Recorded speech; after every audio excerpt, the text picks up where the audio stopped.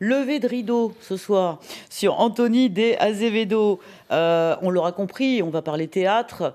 Théâtre, interprétation, production, adaptation. Non, je t'ai plus, j'allais dire, vous êtes complet. Mise en scène. Ah, j'ai C'est oublié ce la qui mise en manquait. scène. Mince. Je fabrique. Je fabrique et je fabrique ce que j'ai envie de jouer et ce que j'ai envie de dire. Donc c'est Justement, l'avantage de fabriquer soi. Ouais. justement le 8 août, déjà, vous allez commencer par le journal d'un fou de Nicolas Gogol. Oui. Bonjour l'univers, j'allais dire. Qu'est-ce que vous aimez dans l'écriture de Gogol? En fait,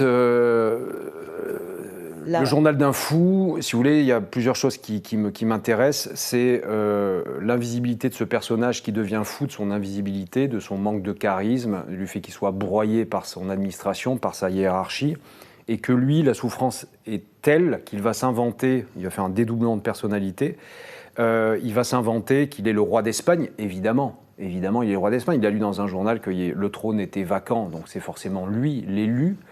Et en fait, il va décompenser comme ça et ça va justifier un petit peu tous ses malheurs. Donc en fait, pour le public, il va assister vraiment 2 salles, 2 ambiances. Lui va croire qu'il est le roi d'Espagne, il va arriver à l'asile, on va lui mettre des gouttes sur le front, il va y avoir une horde de gens rasés en pyjama, il va croire que c'est sa garde rapprochée. Et pour le public, c'est un fou qui est à l'asile. Donc en fait, c'est vraiment, ce qui m'intéresse là-dedans, pour le comédien, c'est de jouer le premier degré, je suis sûr de ce qui m'arrive. Et en réalité, ce premier degré est une folie dans le sens commun. Vous voyez, donc c'est ça qui est intéressant pour moi. Donc la folie, c'est un truc que vous kiffez en fait. Ouais, bien sûr. Quel acteur n'a pas envie de jouer un fou, un méchant vous voyez, donc en fait, c'est vraiment la matière, je crois, du jeu. Alors c'est pas la folie, vous voyez. Napoléon, vous voyez, c'est pas ça. C'est pas la folie avec l'entonnoir sur la tête. Exactement. Mais c'est la folie ordinaire. En fait, c'est la folie qu'on a tous. Avec quelle intensité on est fou, jusqu'où on peut revenir ou pas, à quel moment on a conscience qu'on est fou. Donc c'est ça qui me passionne. Et en fait, je le joue premier degré comme ça, c'est-à-dire qu'on ne sait pas. On ne sait pas, il y a quelques indices qui permettent de dire au public... Comme de jouer à poil. Ça déraille. Ouais, c'est ça.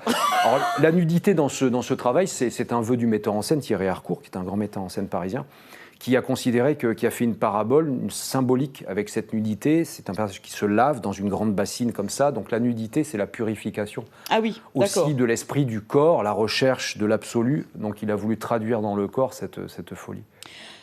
Sans transition, on va parler de votre création quand même, parce que avec plaisir. J'ai un chrono dans l'oreillette.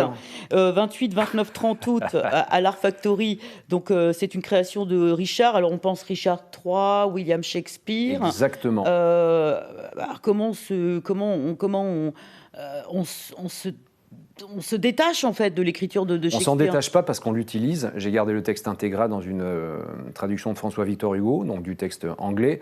J'ai très adapté Richard III, qui dure 6 heures, qui a 40 comédiens sur scène en temps normal. Je l'ai ramené à 2 personnages, un homme, une femme, un dispositif mythologique, Adam et Ève. Mythologique dans un métro quand même. Exactement. Et dans le métro parisien, dans une station qui n'existe pas, la station Pouvoir. Donc tout est mythologique chez moi, tout est symbolique dans mon travail de mise en scène. Et en fait, ce SDF s'appelle Richard, c'est son prénom. Et il trouve une couronne de galettes des rois dans une poubelle. Et ça y est, c'est parti. Et c'est parti. Et en fait, il va y avoir une malédiction qui va opérer de par la station elle-même, qui influe un peu à la Harry Potter, vous voyez, une sorte de malédiction comme ça. Et cette couronne va être maudite. Et à partir du moment où il va se la mettre sur la tête, il va enfin espérer, encore une fois, on reprend ce personnage qui est invisible. Je joue tout ce que je fais, je joue le même personnage. C'est l'invisibilité de l'être. Oui, c'est une autobiographie, je crois, et je travaille dans toutes les pièces que je fais, la même chose.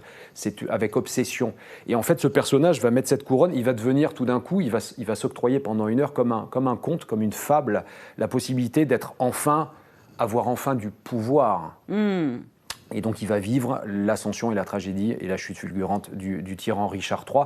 Donc si vous voulez, c'est une parabole, c'est une fable, vraiment, à la Guillermo del Toro, le labyrinthe de Pan.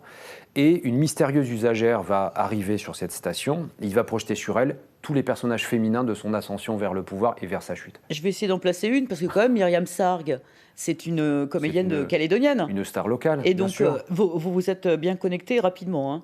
Ça fait 20 ans qu'on se connaît avec Myriam. On a fait nos classes ensemble au cours Périmonie. Ah oui. On parlait en off tous les deux. Ouais. Et donc, on n'a jamais perdu contact, même si on était très loin. Donc, c'est une ancienne collègue de promotion Donc en venant ici, on a décidé. Vous avez reconnecté. Exactement. Alors, et moi, ce qui m'intéressait chez elle, c'est de son côté one-woman show, de l'utiliser dans la tragédie, justement.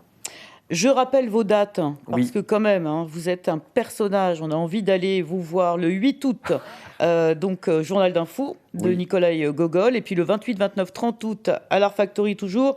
Richard, je n'ai qu'une chose à vous dire. Merde. Je prends.